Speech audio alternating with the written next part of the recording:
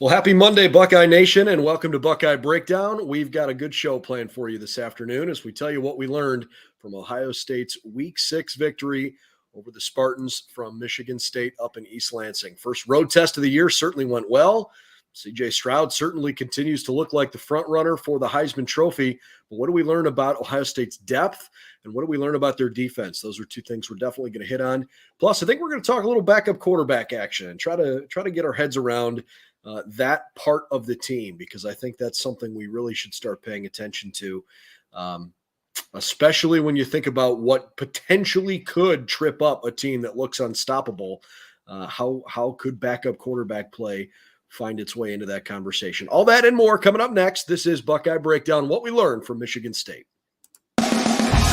We've got the whole crew together as we cover Ohio State with our instant analysis from Ohio State. There's something that doesn't feel right. Unbelievable effort from him today. Is E.J. Liddell going to crack the first team All Big Ten? I think he can be the guy. I'm not trying to start a quarterback controversy. He seems to have the durability. He certainly has the toughness. This is the question on a lot of people's minds here. Welcome to Buckeye Breakdown.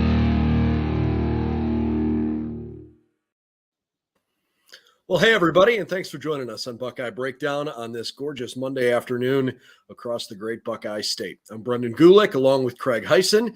We are talking about an Ohio State 49-20 win over the Michigan State Spartans as the Buckeyes head into their off week, which is conveniently right in the middle of the schedule. And we'll do maybe a couple more podcasts this week talking about the first half as a whole and what we've learned about this team so far this year.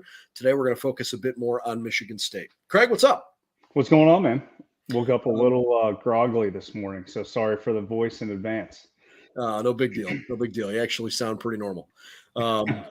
Hey, look, this was another great week, and I think for a lot of people, they were trying to figure out how is Ohio State going to handle its first road test of the season. Not that people were necessarily overly concerned about losing the game, but Michigan State's a proud program. They've got a lot of good players. They just haven't really played very well these last few weeks. You know, we heard Ryan Day talk about, hey, this team was ranked top 10 in the country last year, and they've got a whole bunch of guys that are still around from that team. So we're treating this like we're preparing for a top 10 matchup. Now, let's not confuse that with anybody thinking, Ohio State's opponent last week should be in the top 10 or the top 25 for that matter. But I thought Ohio State, first and foremost, they came out focused. I didn't even really mind the mistake on the pick six. Sometimes things like that happen. I was far more impressed with the fact that they flushed it quickly and put the Spartans away pretty early in the game. That was one of my big takeaways too, Brennan. That was another dominant performance on Saturday, especially with given how windy it was. For Stroud to throw it like that, and that wind was impressive. I feel like it's always windy in East Lansing when they play up there. But like you said, they flushed that pick six quick, just a little miscommunication. He thought receiver was going to curl and he just took off, and that's going to happen. They didn't skip a beat on the next drive, 3 plays, 75 yards, the bomb to a Mecca. So it's like it didn't even matter, which was impressive. Most teams, I think the quarterback would get a little flustered and, oh crap, I just threw a pick six and we got a tight game. Maybe the crowd's getting into it a little bit on the road, and it literally did not matter at all. Stroud it's so cool to watch how cool, calm, and collected he is. When it looks like he could panic, he never does. You mentioned the crowd, and you're right. When you throw a pick six early on and there's that instant, moment where you believe like, hey, we're right there with one of the top teams in the country. And it was loud at that point. When CJ threw that pick six, Spartan Stadium certainly had some juice in it. But in being complimentary, I think I also deserve a shot to be critical. That crowd left the stadium so fast when that game got out of hand. I mean, early third quarter, there was nobody there. Yep. And I didn't watch the entire game back. I just kind of sped through it, so I didn't catch maybe all the comments, but I did hear that Chris and Kirk were kind of referencing the fact hey, this place is kind of clearing out a little bit. I posted a picture on our social media, and I'm sure stuff has circulated elsewhere. The student section, which started with what felt like maybe I don't know, 7,000 or 8,000 people was gone, like down to 100 people over the course of several sections of seats. It became pretty clear that, okay, we showed up, we did what we could, and now we're going to go do something else because this game's no longer entertaining for us. Yep. We're going to get on with our weekend. And I don't know if Michigan State's athletic department, is that what they envisioned when they gave Mel Tucker that $95 million contract, that the stands would be empty going into the fourth against the best team in the Big Ten? But hey, he was 16-14 before they gave him that contract, and he's 4-4 since.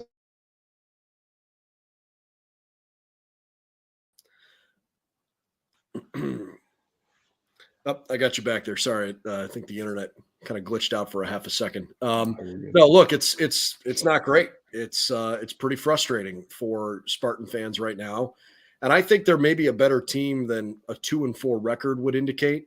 But they have certainly drawn the teams early on in their schedule that can really throw the ball well, and that's exposed a part of their defense, which, by the way, was shorthanded again this past week. It exposed their defense in a way that is really raising some eyebrows. I think the reality is Ohio State's depth is showing it's almost unfair. I mean, you think about what it takes to build a championship team. And I'm not trying to crown the Buckeyes now. You've congratulations, they're bowl eligible. They've won 6 games, right? So they've got at least 6 games left in the regular season, and if Armageddon happened, they'd have 1 game after that. But we're basically halfway through the year. And as I look at Alabama, who really struggled without their starting quarterback, as I look at Georgia, who is a very good team, but I don't look at Georgia with the same big eyes that I looked at last year when watching that defense. And certainly the way they played against Kent State had me wondering how locked in they were. And frankly, they should have lost at Missouri and got lucky. There is not a single team in college football that strikes unbelievable fear in an opponent the way Ohio State does. They've got a literally the number 1 ranked offense in the country. They're the number 1 scoring team in the country, and they are a top 15 defense in several statistical categories. They're top 10 in overall defense. So I guess I just look at what Ohio State has, and it's not just a group of good starting players. It has truly been when one guy goes down, the next guy comes in, and there's not a drop-off. And that is mentally just totally debilitating for anybody that they play. And you mentioned the big eyeballs, and I think, and I had that same feeling watching Georgia last year. That team this year is Ohio State. I think people across the country are watching Ohio State with the big eyeballs this year, like, holy cow, how are we gonna slow that team down? Let alone how are we going to score on that team, because their defense is fixed. So there's really no weakness at all right now that we've really seen. I mean, we've kind of harped on the corners a little bit in the secondary, and if I had to pick a weakness, that's still what I would go with. But passing defense, naturally, they're number 8. So it's like we're getting really nitpicky when we look at that, because they, like you said, they're top 10 offense, top 10 defense. The only other team with that is Alabama. They've looked awfully vulnerable at points this year. Ohio State is one of only 2 teams that have won each of their games by double digits. So the other OSU is the other one, in Oklahoma State. So the Buckeyes are not – I have not seen the team, and we'll get to see a lot of good games this next Saturday, which I'm sure we'll hit on a couple of those later in the week with not as much to talk about with the bye week. But I haven't seen a team yet that I think can even remotely slow them down at all. I mean, going into this game, Ohio State was top 15 in the country in points allowed, total yards, passing yards, and third downs, and maybe a couple of other stats, but those are the ones I had handy. Last year they had averaged allowing 23 points per game. Going into this past weekend, they were allowing fewer than 15 a game. Their total yards allowed had shrunk by 113. That's crazy. Passing yards, they were almost 100 fewer passing yards per game down. And teams are only converting against them on third downs about 23% of the time. So the Buckeyes are getting off the field, and look, there are going to be some chunk plays you get beat. No team is perfect. The game is built around offense. But the defense doesn't need to be perfect. If they can be a top 25 defense, let alone a top 15 defense, if they stay healthy, they're going to win the national championship. I mean, nothing is guaranteed, guys, but this team looks completely unstoppable right now. Completely unstoppable. We're going to watch, I think, a really good test in 2 weeks, and it was just announced this afternoon. The Iowa game is going to be a big noon kickoff at the Shoe, and that, you know, the Buckeyes have 2 weeks to prepare for an Iowa defense that is very good. Somehow, Iowa went into last week's game allowing on average 10 points per game. That's crazy. Mm-hmm. They gave up 9 and lost because they are so inept offensively. I cannot – I've never seen a team that can play at an elite level on one side of the ball and look totally dysfunctional on the other side of the ball. And I actually saw a tweet I think is worth sharing. I thought this was hilarious this week. So this is obviously poking a little bit of fun at the Hawkeyes. But in the Iowa-Illinois game, there was a situation where Iowa had the ball and they punted from their own 16-yard line, okay? Illinois muffed the punt, and Iowa recovered at the 35. Iowa's offense went 3 and out with -6 yards, and they punted. They forced a fumble and recovered at the 5-yard line, and then they went 4 offensive plays for a total of -4 yards and kicked a field goal. So the joke here was that it was a 15-play, -10-yard, 76 punt yard field goal drive for Iowa. It was that's kind of how bad they are. Right. Their defense is really, really good. I want to see what the reason I bring it up, I want to see what Ohio State looks like against Iowa's defense, because right now the Hawkeyes have a defense that looks pretty formidable. I don't know that they are going to be able to slow down all of the Buckeyes' weapons, but I think Iowa's defense is going to give us a pretty good test of, okay, if the Buckeyes are going to make this thing happen this year, and this is one of the elite groups in the country, let's see what they got. All I have to say to that, Brennan, is it must be nice that when your dad's the head coach. No kidding. Because anybody else would be fired by now. So, Brian Ferentz, consider yourself lucky that your dad's in charge. But switching gears real quick, just to kind of, you bring up the Iowa point, and I think I agree with you. That's going to be the best test they see so far this year on defense. Michigan State game plan wise, I mean, you can't ask for much more with where Ohio State started their drives. I mean, they had 6 drives of 75 plus yards, and they had 3 drives of 90 yards. So it's like, what more? I mean, you can't start any better than that. You're backing them up. Ohio State just finds a way to move the ball at ease. I've never seen a team get chunk plays as easy as this. And the offense the last couple of years has been phenomenal. Ryan Day continues to evolve. And going into this year, you're thinking, man, it can't get much better than this. And then it does. It's just insane how good this offense is. And let's not forget, it's without their best player. Well, and that's where I keep going back to this, is like you talk about the depth. You know, Jackson Smith and Jigba is in so many ways the focal point of the offense. I mean, Ryan Day has told us point blank, I drew up plays for him in the offseason. I want to get the guy the ball. He's played in 2 games. He's had 4 catches for 36 yards. And without him, and without Chris Olave and Garrett Wilson from last year, who were back-to-back first-round picks, the Buckeyes have the number 1 offense in the country. Now, a lot of that is because they've got an elite quarterback, but watch Marvin Harrison play football, and you think to yourself, how did this guy not get on the field last year? Mm-hmm. Like, he's that good. Well, the answer is because he had NFL talent in front of him on the depth chart. He just had to wait. You know, Emeka Egbuka is proving to be an unbelievable college wide receiver. His His high school tapes were off the charts. He's an incredibly good kid, and now he's getting his shot, and Buckeyes having a really good season. The emergence of Cade Stover has given this offense an entirely different dimension. We didn't really see Cade a whole lot on the stat sheet, but I thought he played great this weekend. He's just a really good, solid football player. I think this past weekend continued to solidify for some people who maybe didn't pay attention to the first couple games of the year. Maybe the Notre Dame game was a bit eye-opening, but after Notre Dame struggles and then the Buckeyes playing back-to-back games against inferior opponents, maybe it's taken people a couple of weeks to try to see what this is going to look like.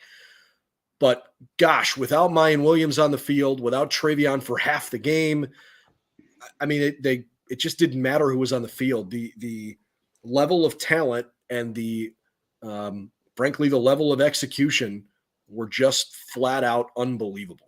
And credit to Travion too, because he doesn't look all the way healthy right now. So credit to him for giving it a go Saturday and playing. They really needed him, and he stepped up huge. Average, I think it was 6.2 or 5.2 a carry.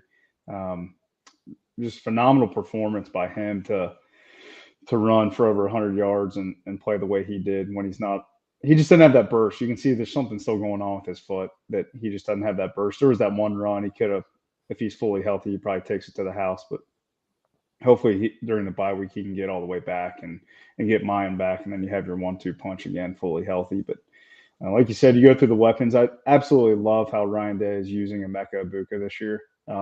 Just the various ways they're getting him the ball. And he's turned into one of those guys, as soon as he touches it, you hold your breath because you think he could score, and from anywhere on the field. So that's been fantastic to see. I also want to tip my cap to Kevin Wilson, who Ryan Day pointed out early in the press conference was a huge part of this week's game plan, with the creativity and some of the play calls. It just felt like every time Ohio State wanted Michigan State's eyes to go a certain direction, they were able to pull that off. And again, give CJ a lot of credit for that. Give the offensive line the credit that they deserve for keeping him clean in the pocket so those things can develop. But the ability to run counters or to run play actions or plays that look like they're going one direction and then suddenly go a different one, man, at times it almost looked too easy. It did. I don't want to take for granted just how good this team is, but they look like they are playing a different sport sometimes than their opponent is. And you mentioned the line there. The line's been fantastic all year long, especially this past game. Michigan State was not getting any push at all. And it just shows by Stroud's stat line. Obviously, it starts with the line, but Stroud, I saw somewhere online, he's the first quarterback in Power 5 in 10 years to go perfect on passes that traveled 10 or more yards. So he was 11 for 11. And on those passes that traveled 10 or more yards, that was 297 yards and 5 touchdowns on those passes. So the line's giving him all the time he needs. Paris Johnson looks like he's turning himself into a top 5 pick at this point. Like, he is just mauling guys on the line. Every week you see a clip go viral of him pushing a guy 12 yards and then toppling on top of him. So he's playing phenomenal. Luke Whippler's been great at center. You just can't say enough good things about this offense right now. They're fun. Let's talk defense, and then we'll go backup quarterback here to kind of wrap things up. Yeah. I am less concerned about the defense than some of the things I'm reading or some of the fans are letting on. I get it. And yes, it is a little frustrating when they give up a big play here and there. The defensive line and linebackers in particular, and frankly, even Ronnie Hickman, are playing so much faster and so much more aggressive this year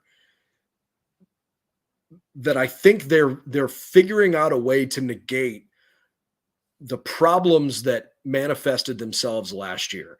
Yes, it is annoying that for whatever reason, whomever is in coverage, whether it's Cam Brown or Denzel Burke or anybody else right now, I don't know why guys aren't turning and looking for the ball. It's obvious that is part of the problem. because, and I think even Ryan Day had alluded to this, guys are in the right spots. It's not like you necessarily are always seeing your corners burned by 10 yards. Like that's happened a couple of times, and that is obviously irritating. But a lot of these plays are contested catches where your guy in coverage is in a pretty good spot. He's either not turning to look for the ball or not jarring it free in time. I just would like to think that that's going to sort itself out. And if the Buckeyes can continue to generate pressure, it's going to make it more and more difficult for quarterbacks to make comfortable throws, right? I talked about this with Hondo Carpenter last week when we did our behind enemy lines. Hondo covers Michigan State. And I thought he made a great point. He basically said, look, Michigan State's offensive line, are they going to give Peyton Thorne enough time with no pressure on 5-step drops? Probably not. And frankly, that's probably going to be the case with most of the offensive lines the Buckeyes are going to play the rest of the year up until Michigan. I think their offensive line is very good. Okay, so if he can't do a 5-step drop, and that means he's got to do a 3-step drop, can your receivers get separation in enough time over and over and over again when your quarterback has to take 3 steps and get the ball out? Probably not. So I just think about the amount of chaos and pressure that Ohio State is causing because of the way Chambers and Eichenberg in particular, it feels like they've been totally unlocked. They're playing with almost reckless abandon, the aggression, just flying to the ball. I'm not saying that they are an unbeatable defense, but the problems that I saw last year in the defense don't seem to be in full force the way they are this year because the plays aren't having a chance to develop. Like any quarterback that's playing Power 5 college football is supposed to be a pretty good quarterback. And if they're given enough time, they should be able to make a play and read a defense. To me, where Ohio State is substantially better this year is they are shortening that clock and not giving opposing quarterbacks enough time for those plays to develop, because in a game that's predicated on offense, if given enough time, guys should be able to get open. They should. And it's a lot of great points there. I think first thing I noticed from last year is the ability, obviously, to get off the field, but two, moving Zach Harrison inside the last couple of weeks has totally changed this defense even more. I mean, you saw Michael Hall. Obviously, he was on a snap count this weekend, 2.5 sacks and I think 7 plays. Yeah, so not too bad. Not too shabby day at the office for him. But moving Zach Harrison inside, and then JTT and even Javonte Jean-Baptiste, I mean, those guys look pretty darn good Saturday, and they were getting held almost on every play. Like JTT would get around his guy, and Michigan State guy would spin him down and throw him down to the ground as he was running past him. So could have called a lot of holdings there, but it starts with the linebacker play. Tommy Eichenberg and Steel Chambers are just playing at a whole nother level that we never saw last year. My only concern, and hopefully it doesn't happen, but injuries occur frequently with this team this year, is just that depth at linebacker. It seems, and I don't know if it's even linebacker really. It's when it seems to me like when Hickman and Eichenberg or Steel Chambers, that combo goes off the field, something changes a little bit. I mean, Michigan State had that really good drive when most of the starters were out. But depth at linebacker is probably my biggest concern, as well as secondary with the injuries that they have. The linebackers are all healthy right now, but if Tommy Eichenberg were to go down, it'd be that would be a problem. And look, Cody Simon's a good linebacker, and I think he's played fine this year. And Chip Trainum, I think, is as good an athlete as anybody on the entire team. But I agree, if Tommy went down, that'd be a problem because he's playing at such a high level. But again, let's remind people that when basically the first group was on the field, your first team defense for 3 quarters, they gave up 105 yards.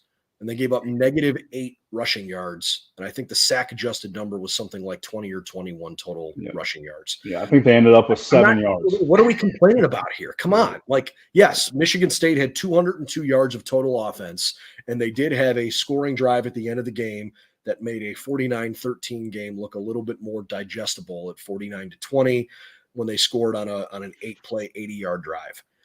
I don't want to say I don't care, but like that, to me, that doesn't tell the story of how dominant the game was. So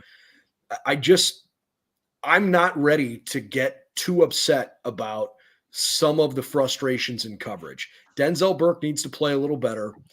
And Cam Brown, I think he would be playing better if he was healthy. I don't know exactly what's going on there. They're not playing terrible, but they've had some mistakes. But you don't need to be the best defense in the country when you have this offense. And the goal here is to win every game and to win the national championship. And right now, Ohio State is absolutely on track to be able to accomplish that. 6 games in, things look really, really good. They do. You want to get into a little bit of the backup quarterback? I was hoping we would talk about that today because it was, to me, if you want to, I can go first. To me, it's a little bit interesting how we're using Kyle McCord. And I don't want to talk about next season right now when we're in the midst of a fun season here. But going into next year, that's my biggest concern is who's going to be the quarterback. Because right now it's like, hey, you're getting Kyle in here. The first drive, maybe let's act like we're still running offense. Because the starting offensive line was still in when he went in on Saturday. Obviously, the receivers and Dallin Hayden was in there with them. But the starting line was the guys.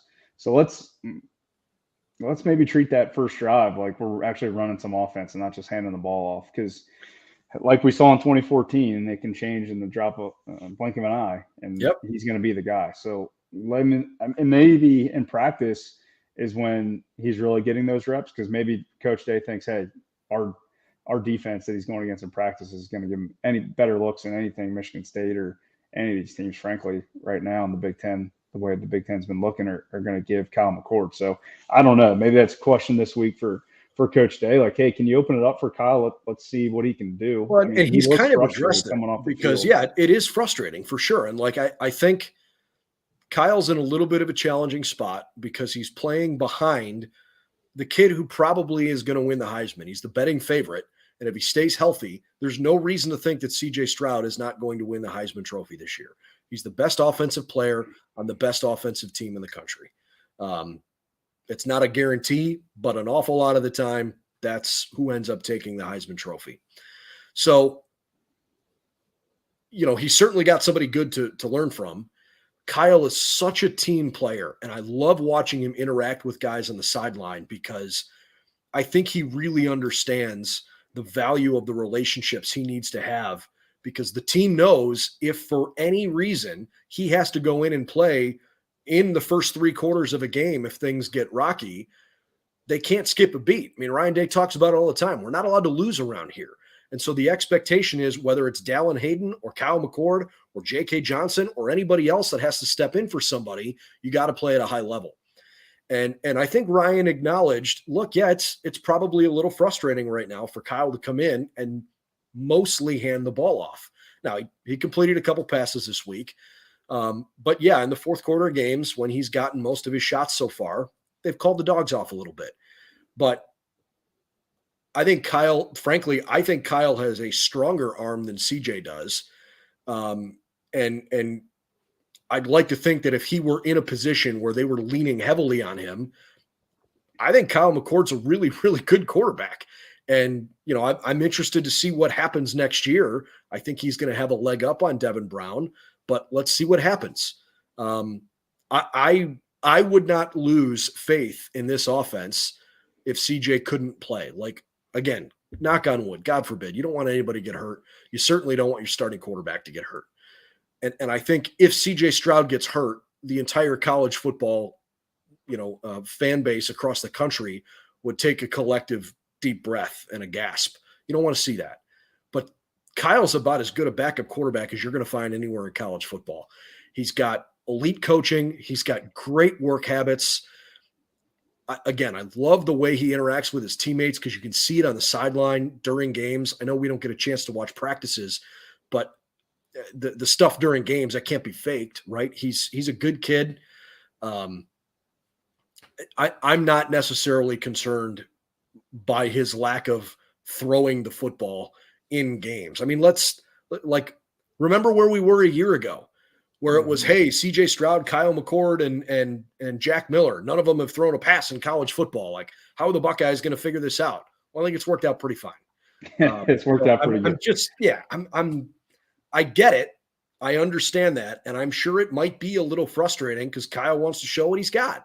And Ryan Day probably would love to see what he's got. But the job is to win games. And you're playing on a team that is expected to win. So when you are in the game, you do what you need to do to win games. And that doesn't always dictate taking unnecessary shots deep down the field. So I hope we get a chance to see Kyle air it out a little bit at times.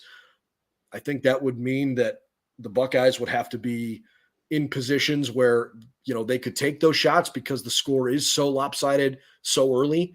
But I'm just not that concerned. I mean, even remember when Justin Fields was in his final year 2 years ago, we weren't, you're always thinking about development, and you knew what was behind Justin.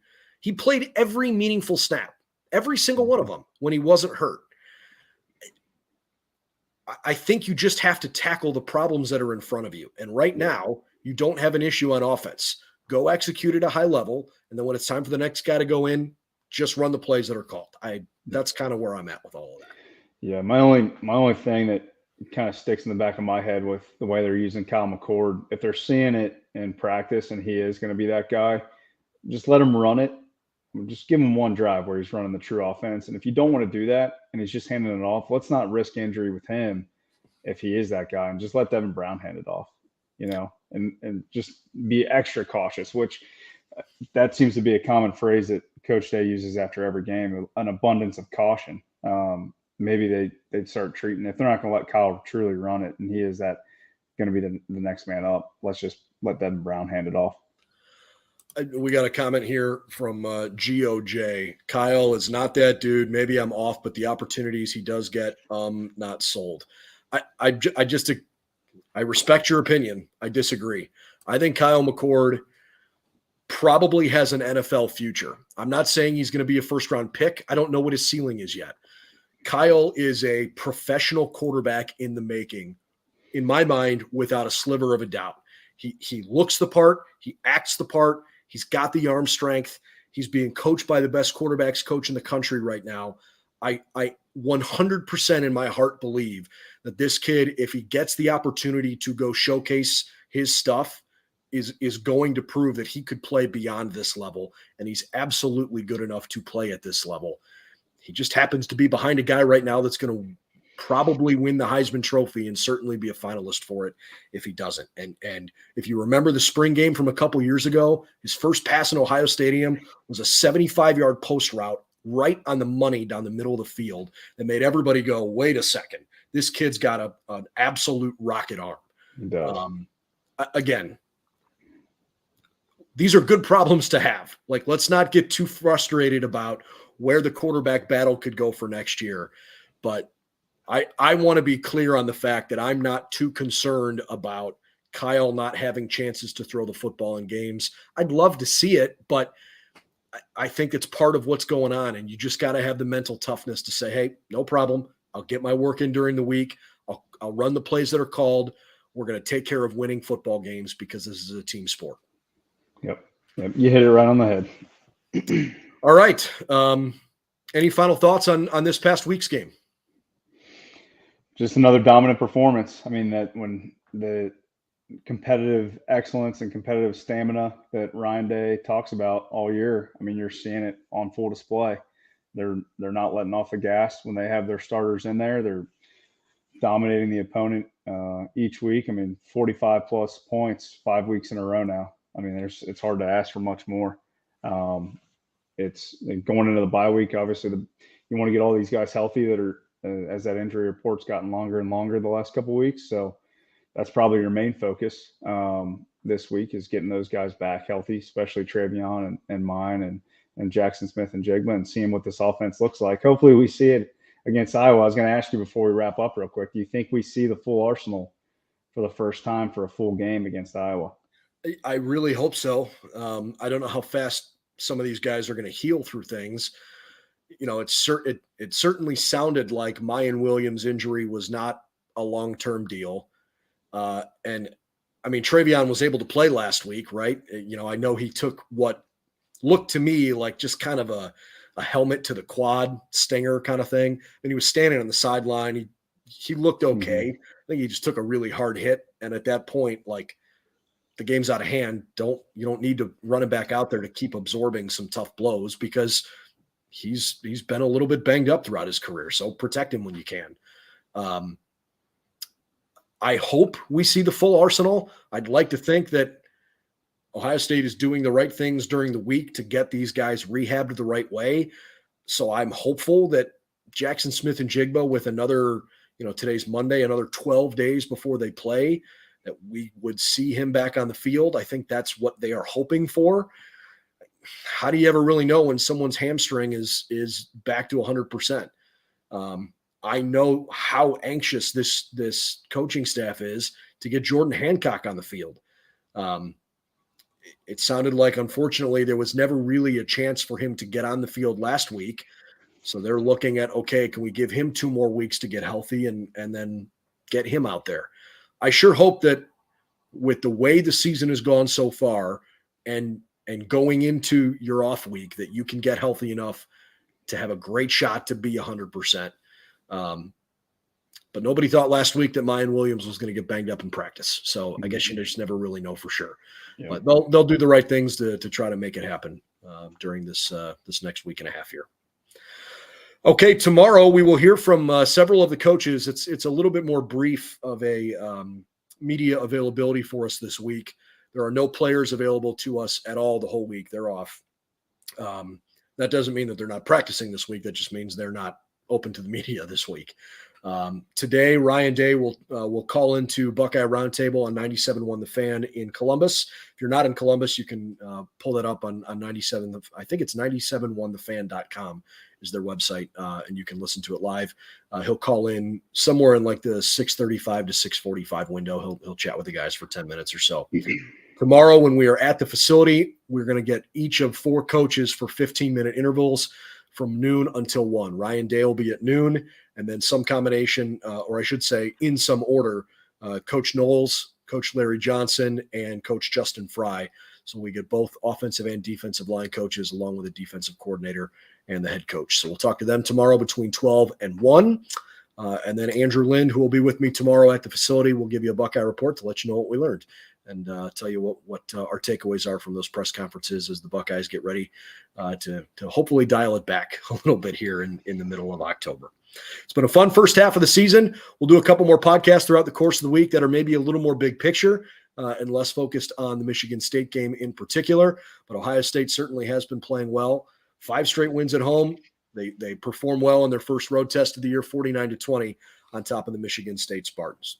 For Craig Hyson, I'm Brendan Gulick. Thanks for supporting the show. Appreciate it. We got a lot of great comments and a good audience here this afternoon. You can watch this or listen to this if you'd like on our YouTube channel or wherever you like to find your favorite podcasts. We'll have that posted here within the hour. Again, for Craig, I'm Brendan Gulick, and we'll see you again real soon as the Buckeyes look to dial it back a little bit during their bye week.